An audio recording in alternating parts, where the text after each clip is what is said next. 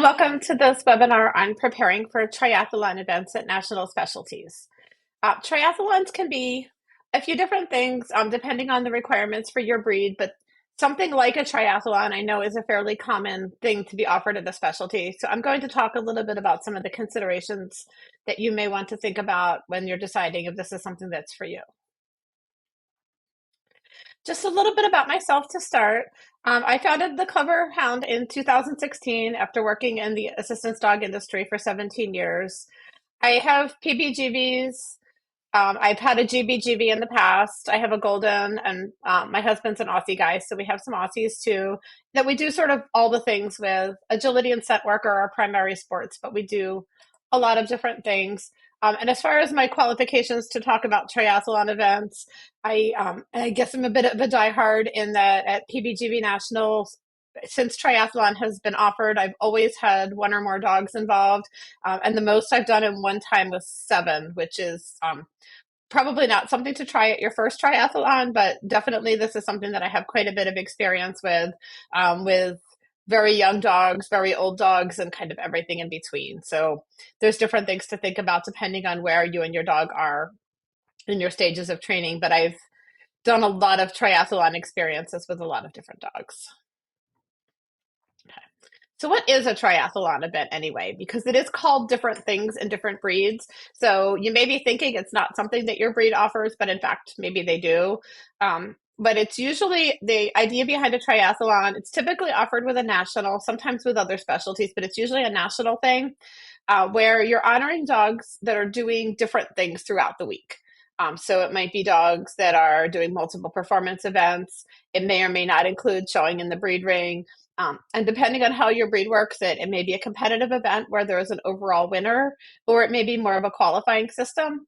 Either way, this is a way to recognize those dog and handler teams that are doing multiple things throughout specialty week.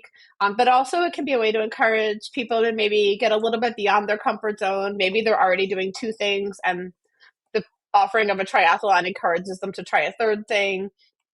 It's just a way to get people to branch out a little bit also. And typically these can be a whole lot of fun. And anytime I've had a triathlon experience in any breed, it's always been a pretty supportive thing. It's the kind of thing where generally everybody is rooting for everybody else and everybody understands that what you're doing is a pretty difficult thing. So it can be a whole lot of fun. Okay. So in the Australian Shepherd world, they have instead of a triathlon is what they call most versatile Aussie. So this is a competitive event, but they do also honor the dogs that meet the criteria to be a qualifier. So for their program, you have to have qualifying scores in herding. That's a deal breaker because that's what Aussies were bred to do. You have to qualify in agility, obedience, rally, or scent work. So any one of the sort of companion events, all breed kind of events, one of those would count. And then they actually have a non-competitive conformation evaluation. So competing in a conformation class doesn't count, but every dog that's in MVA has to have a score where they have a judge, typically a breeder judge, go through a score sheet where they're looking at the dog versus the breed standard. Doing this as a non-competitive evaluation allows dogs that are spayed or neutered to compete for most versatile Aussie, but it also allows for dogs that may meet the breed standard quite nicely, but not be the typical style that's commonly rewarded in the show ring. So it gives a little bit more flexibility that way. And then the winner of most versatile Aussie is determined by a very complicated math formula that I couldn't give you the specifics on if I needed to. I know it requires spreadsheets and calculations, and it's not just a simple, obvious winner. But generally, the higher level classes are more heavily weighted. So if you get a perfect score in a master class, you'll get more points towards most versatile Aussie than the same perfect score in a novice class because they're recognizing that that's a more difficult thing to do. The PBGVCA triathlon is a pretty different experience, probably more appropriate for a breed where performance events are not quite as commonly done, or a breed that maybe is not quite as well known for that, and also where we don't always have all of the events offered at our national, depending on where it is in the country.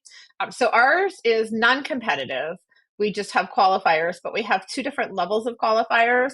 We have the regular, and then there's beginner, which is what allows for younger dogs, maybe new teams that aren't as experienced with performance events, or maybe people that are trying out a new sport for the first time can also have an opportunity to perform. So the scores that typically count are hunt if it's offered, agility, obedience, rally, scent work. CGC and trick dog and fast cat can also count, but they generally only count towards beginner triathlon. They wouldn't count towards the primary event. So when you're thinking about doing triathlon, how do you decide which event, especially if you have a great big long list and a lot of flexibility like what the PBGV rules do allow you for? What I would say is start with the things you definitely want to enter that particular dog in. These are the things you would be doing whether there was a triathlon offered or not. So look at that. And you may have three things that you already plan to enter with that dog. Okay, great. You've got your triathlon. Or maybe you have an Aussie and you were already entering herding and something else. So then it just becomes a matter of, okay, I'm going to do MVA. I'm going to go ahead do that confirmation evaluation and put myself in there for that too. If you find that maybe you're entering two things and you need a third, or maybe you're entering three, but you know that one of the things you're entering might be a little bit of a stretch. There are certain things that when I enter, I have a fair expectation. You know, if we do fast cat, most of the time I'm pretty sure my dogs are going to chase that bag. When I enter obedience, there's never really a time when I'm sure that we're going to qualify, especially if I'm entering a higher level obedience class. I always feel like it's a really good day if we get it, but maybe we won't. So if that's something I'm counting on for triathlon, it might be good to have a backup option. So you can always enter more than three things. You just have to do three for it to count as triathlon. You do, because these are AKC events, so you do have to be eligible for the class that you're entering. So you can't say, well, I'm going to put my master dog in novice in a lot of sports because you wouldn't be able to. Now for scent work, you can. So this is one of those times where knowing the rules does help. For if you have a higher level rally dog, you wouldn't be able to be a novice, but you could maybe do advanced, which if you have a dog that hasn't done rally in a while, maybe easier than master. For agility, you may have the option if you've always run in the regular classes to go back to novice if you move to preferred. But if you've already been running in the upper level preferred classes, you can't go back to novice at that point. So you do have to know what the AKC rules are for whatever sport you're entering. But there may be times where you decide to enter something that maybe you already have the title, or maybe even going back to a lower level class if that is allowed. But basically, you would need to enter the classes that you're in.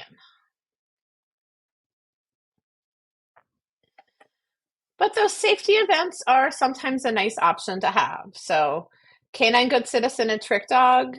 Trick Dog gets a little hard at the higher levels, but lower level Trick Dog titling is pretty straightforward. In scent work, even if you have upper level titles, you can always go back to novice. Agility, you can't, but the exception is if you've always run regular and you're moving to preferred, you can go back to novice. If you've always run preferred and you want to enter the regular classes, you must go back to novice, but that does mean you're going to that higher jump height.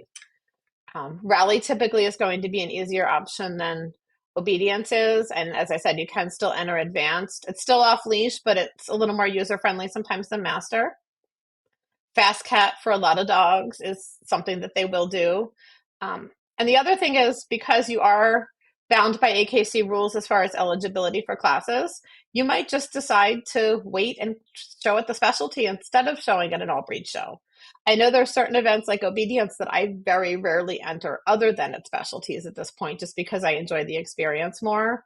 But you also would have the option of maybe showing locally, getting one or two legs towards your title, and then finishing at the specialty. That can be a fun thing that sometimes people will opt to do also. Okay. So preparing for triathlon. If you're in the habit of on Mondays we do obedience, on Tuesdays we do scent work, on Wednesdays we do agility, and we trial in one event only on the weekend, and we'd wear totally separate clothes and everything is totally separate, time to change that up if you want to do triathlon, because you will definitely be doing all of your sports within the week, and sometimes you will have to within the day. At some of the bigger specialties, maybe not PBGVs where we tend to have one event at a time most of the time, But, in Aussies, you may go from the herding ring to the show ring to the rally ring all in one day. So you need a dog that can change modes. So think about, can we go from agility where it's fast and it's all about speed and I don't care if my dog barks at me to quiet heel work? Or can I go from the thoughtfulness of scent work to the arousal of agility to maybe fast cat where the dogs are just wild and crazy and barking the whole time? Your dog will have to change modes, especially if you have ring conflicts. So practice that in training and maybe even go to some other events where you're doing more than one thing on the same weekend, just so that you have an idea. Some dogs do handle that better than others. Some humans handle that better than others. So it's just something to think about. So your dog will need to be in pretty good physical condition, making sure they're in good weight. I always, if I'm doing long trips, travel with bottled water and trying to minimize stress as much as possible when we're traveling. And just this is especially, I think, something to remember for those of us that may be in the habit of bringing our older dogs out of retirement to support the performance events at the specialty.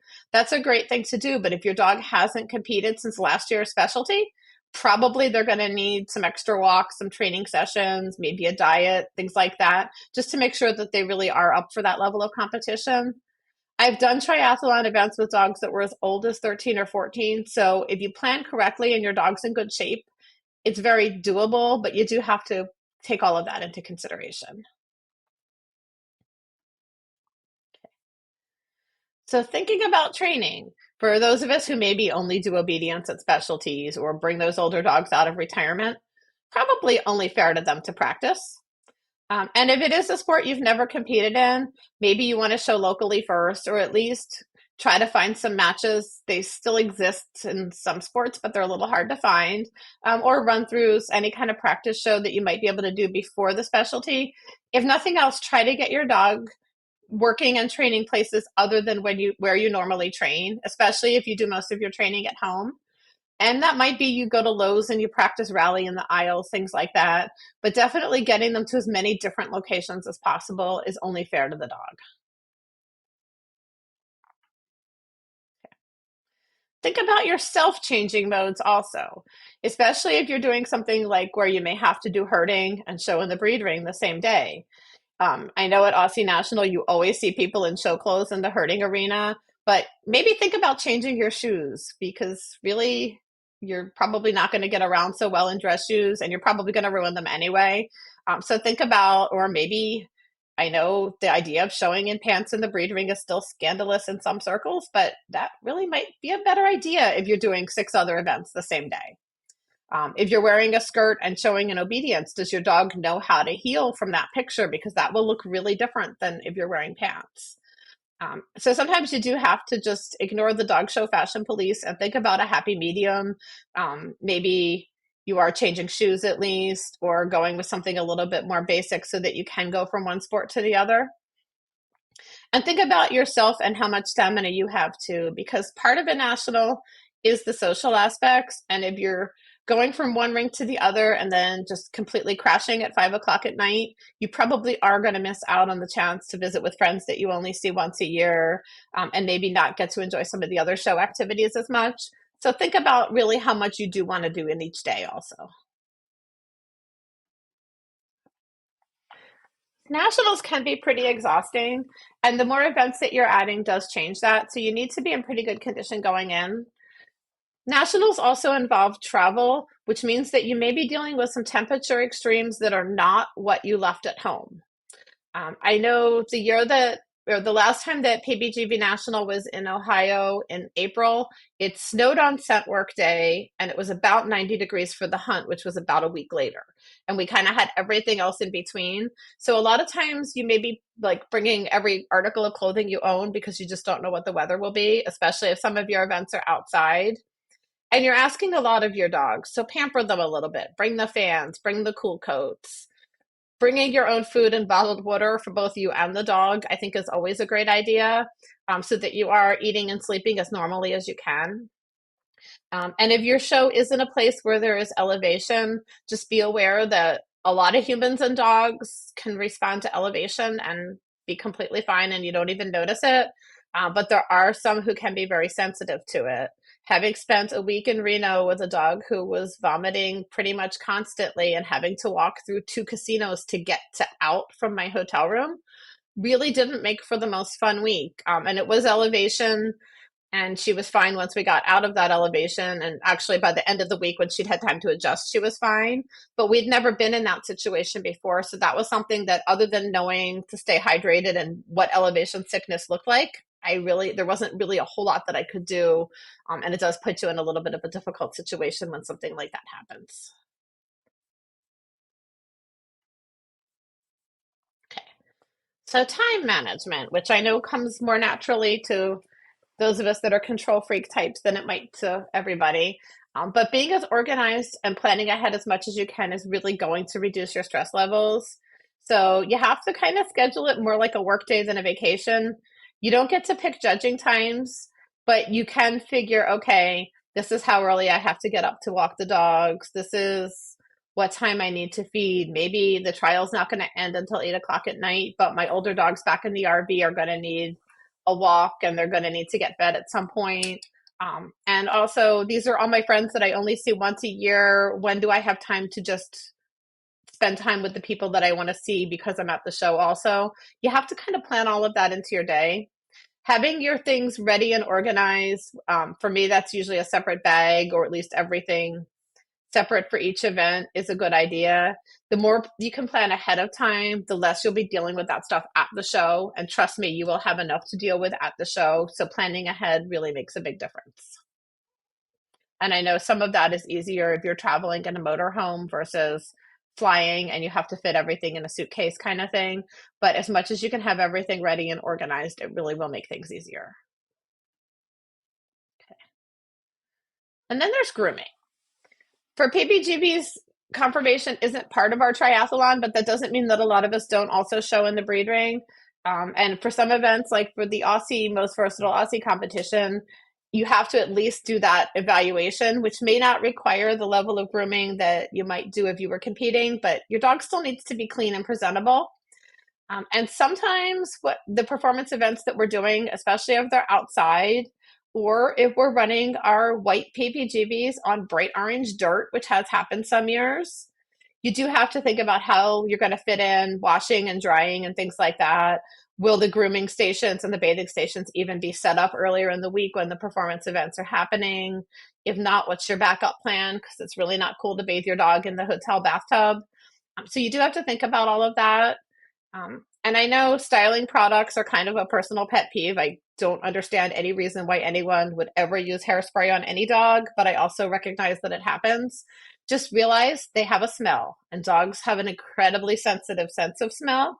So if you're competing in things like scent work, hunting, or tracking where your dog needs their sense of smell, maybe cut them a break and lay off of the styling products, at least for this show, or better yet, forever. But I guess that was me sticking my opinion in there again. Um, just something to think about, because grooming can be pretty time consuming for some of our dogs. So if your schedule is packed pretty tight, you may think about how many dogs that you're entering, how much of the grooming you can do ahead of time. But generally, the washing and drying for our coated breeds can't be done ahead of time. So you just have to plan ahead on some of that kind of stuff. So hopefully this gives you kind of an overview, some things to think about. If you have questions, the best way to reach me is through my website, which is up here, cleverhounddogtraining.com. Email is generally the best way to reach me, so I am happy to answer general questions relating to this presentation. Thank you for joining us today.